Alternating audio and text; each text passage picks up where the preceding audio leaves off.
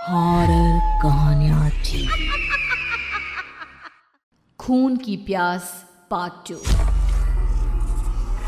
और उसके बाद वो जंगल एक बार फिर से सुमन की चीखों से गूंज उठा। लेकिन आज की रात सुमन की चीखों को सुनने वाला वहां पर कोई भी नहीं था।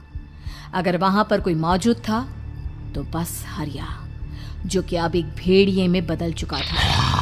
सुमन के बालों को पकड़कर घसीटते हुए वो जंगल के बीचों बीच एक जगह पर ले जा रहा था। अगली सुबह गांव में।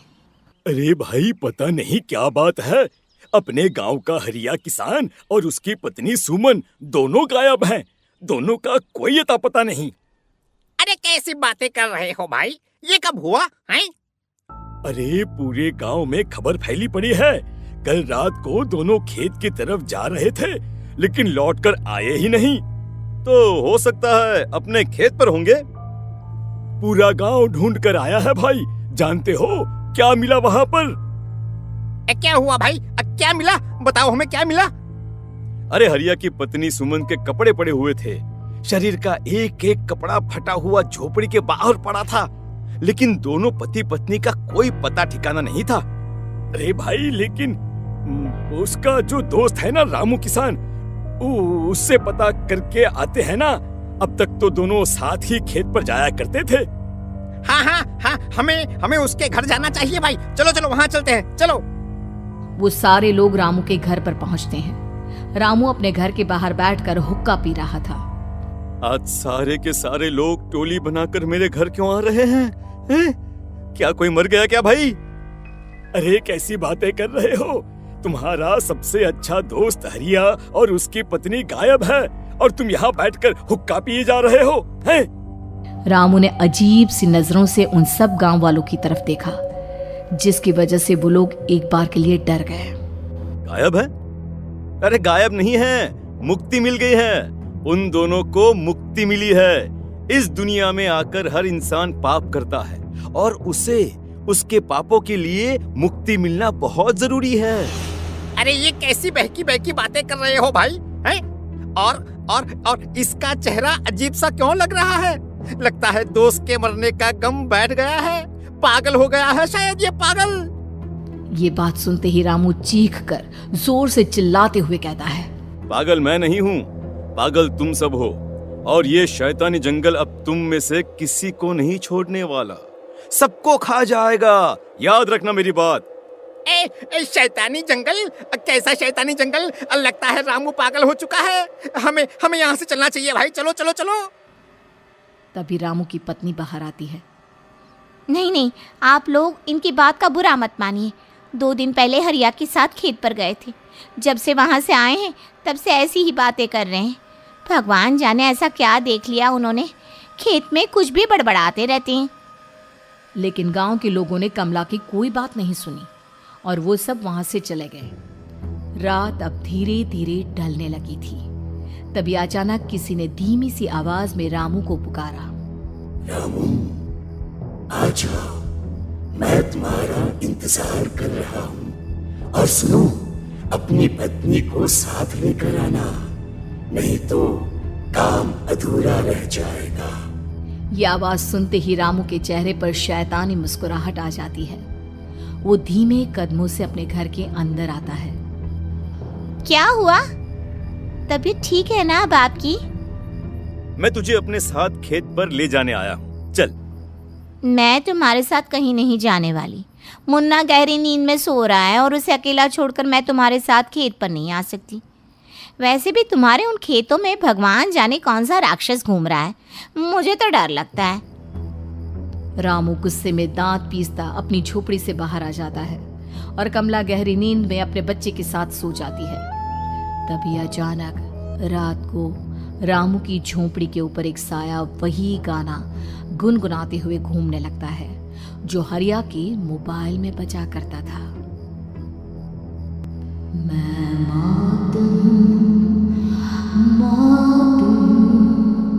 मौत जो पसरी है चारों ओर, जो आएगी कहीं से भी निगल जाएगी सबको।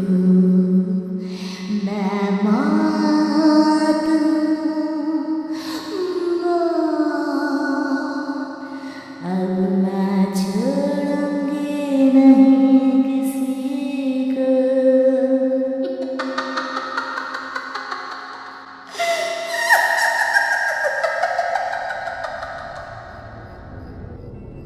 ये आवाज सुनकर रामू की पत्नी कमला की आंख खुलती है और वो देखती है कि उसका मुन्ना अपनी जगह से गायब था।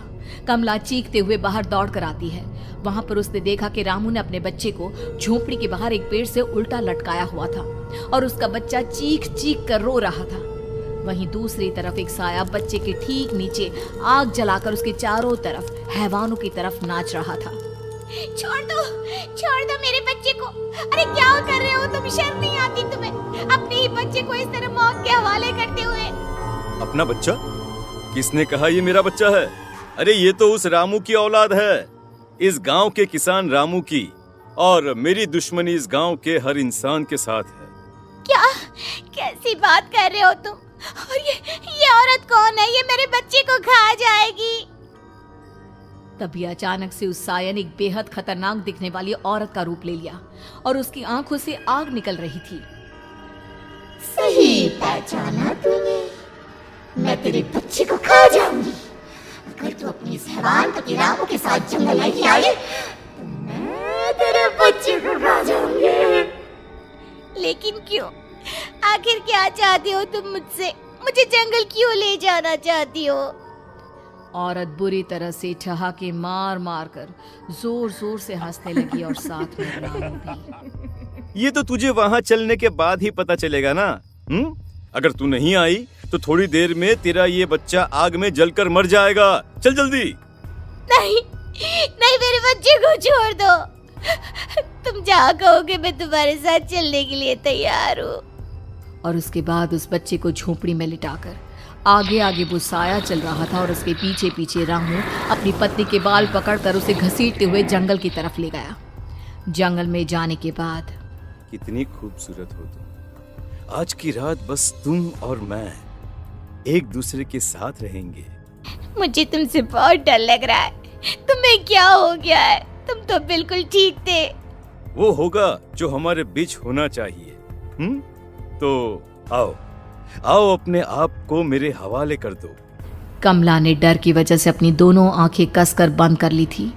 रामू ने बुरी तरह से चीख कर कमला से कहा, आंखें खोलो अपनी और मेरी तरफ देखो।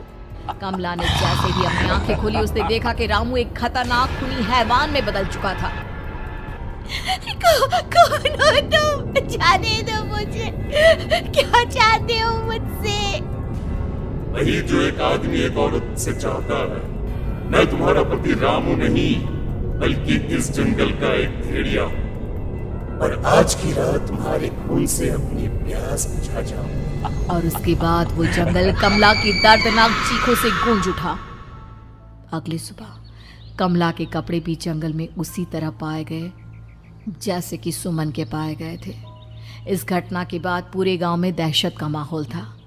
अपने माँ बाप की मौत और गांव में हो रहे इस तरह की घटनाओं की खबर सुनकर किशन शहर से गांव लौट आया था। अपने माँ बाप की बेदर्द मौत की वजह से वो बहुत परेशान था। तभी अचानक उसे अपने घर में खाट के नीचे पड़ा हुआ वो मोबाइल फोन मिला जो उसने अपने पापा हरिया को गिफ्ट किया था। अरे कितने प्यार से पापा के लिए मोबाइल फोन लेकर आया था। इसे एक दिन भी काम में नहीं ले पाए। और आखिर कौन है जो गांव में इस तरह की हत्याएं कर रहा है? क्या है इन सब के पीछे? क्या है? मुझे पता करना ही होगा, वरना एक दिन पूरा का पूरा गांव खाली हो जाएगा। इस गांव में एक भी जिंदा इंसान नहीं बचेगा। गांव के लोगों की मदद करने के इरादे से किशन अपने गांव से दूर एक दूसरे गांव में बहुत बड़े तांत्रिक के पास मिलने के लिए गया। तांत्रिक बाबा, अब आप ही कुछ उपाय बता सकते हैं। भगवान जाने हमारे गांव को किसकी नजर लग गई है। नजर नहीं लगी है, किसी ने तुम्हारे गांव को बद्दुआ दी है। किसी सताई हुई आत्मा का प्रकोप है और अब वो पूरे गांव में किसी को नहीं छोड़ेगी जब तक उसकी आत्मा को शांति नहीं मिल जाती। अरे लेकिन ऐसा कौन है बाबा? किसकी आत्मा है और कैसे मिलेगी उसे शांति? मौत है मौत, कहीं से भी आएगी और सबको निगल जाएगी। इससे बचने का सिर्फ एक ही उपाय है, लेकिन उस उपाय को करना आसान नहीं होगा। जो भी उस उपाय को करने की कोशिश करेगा उसकी जान जा सकती है। भले ही मेरी जान चली जाए, लेकिन मैं अपने गांव के लोगों की जान बचाने की पूरी कोशिश करूंगा बाबा। तो ठीक है, फिर अगली अमावस की रात जैसा मैं कहता हूँ वैसा ही करना। अमावस की रात तांत्रिक के बताए अनुसार किशन अपने साथ केरोसिन लेकर जंगल की तरफ चल पड़ा। उसके हाथ में देवी के मंदिर का सिंदूर भी था। किशन जंगल के बीचों बीच पहुंचा। ये देखकर उसकी आंखें फटी की फटी रह गई। वहां एक उबलते पानी का तालाब था और कई लोगों की लाश लटक रही थी। किशन की माँ बाप की लाश भी वहीं थी। माँ, बापू, क्या हो गया? ये क्या हो गया? तभी वहां पर एक औरत और आदमी आते हैं। उन्हें देखकर किशन चौंक जाता है। गोपाल काका, आपकी तो 5 साल पहले मौत हो गई थी। और निर्मला काकी, आप? हाँ, मौत तो हो गई थी, लेकिन तुम ये नहीं जानते कि हमारी मौत कैसे हुई थी। क्या कहना चाहते हैं आप? कुछ नहीं, बस ये जान लो कि अब इस गांव में कोई जिंदा नहीं बचेगा। लेकिन क्यों काकी? क्योंकि 5 साल पहले इन गांव वालों ने मुझे डायन बताकर पत्थर मार मार के मार डाला। मेरी कोई गलती नहीं थी। गांव का एक बच्चा क्या लापता हुआ, सारा इल्जाम मेरी पत्नी पे डाल दिया। और जब मैंने निर्मला की जान बचाने की कोशिश की तो मुझे भी मार डाला। आपके साथ ये बहुत गलत हुआ काकी, लेकिन आप जो कर रहे हैं वो भी सही नहीं है ना? तुम यहाँ से चले जाओ वरना तुम भी नहीं बचोगे। हमारी आत्मा पिछले 5 साल से मुक्ति के लिए भटक रही है। चले जाओ यहाँ से। मौका देखकर किशन सिंदूर उन दोनों के ऊपर डाल देता है। उनका शरीर जलने लगता है और वो भयानक तरीके से चिल्लाने लगते हैं। अगले ही पल किशन उनके ऊपर केरोसिन डाल देता है और वो दोनों जल जाते हैं। किशन अपने माँ बाप और दूसरी लाशों का अंतिम संस्कार करवाता है और अपने घर लौट आता है। लेकिन वो अभी भी इस बात से अनजान है कि मोबाइल अभी भी बज रहा था। मैं मौत हूँ, मौत।